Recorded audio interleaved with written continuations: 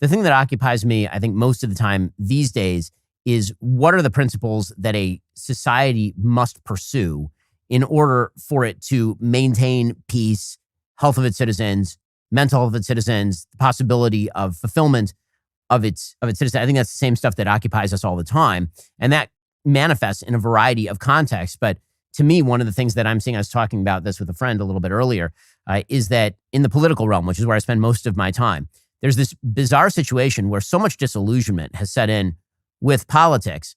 Normally, disillusionment sets in with politics because we feel that politics is broken with principle.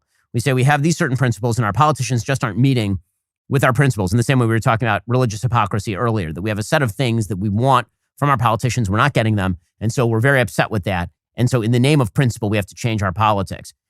But one of the things that's I think happened is we're so disillusioned with politics that we've also actually become disillusioned with principles. And so I'm not sure where the potential unification is going to come from. Do we need to focus more on the principles or more on the politics? Because there's great fragmentation on both sides of the political aisle right now over principle itself. I think that, and this is in keeping with what we've been discussing in this interview, and I think it's in keeping with what we've been trying to do with this Alliance for Responsible Citizenship endeavor, is that I think we're in a moment of crisis, which is also why I concentrated on the counter-enlightenment. We're at a time where fractionation and disagreement is so profound that we have to go underneath the principles to what's genuinely sacred and sort that out again.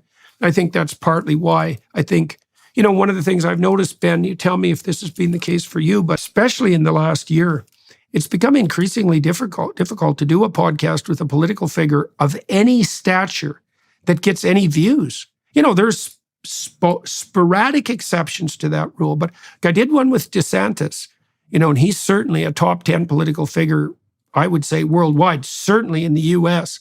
And he did a credible job, but the view count was not great. And certainly the lesser political figures in terms of general popularity that I've interviewed, Mike Pence, for example, and Chris Christie and others, they're performing dismally. We also saw at the ARC conference that people who spoke about first principles had videos that went viral when we released them on YouTube, and anybody who spoke politically, just nothing. It didn't matter what their reputation was, man. It didn't even really matter what their quality of speech was. If they weren't addressing even what was under first principles, there was no interest.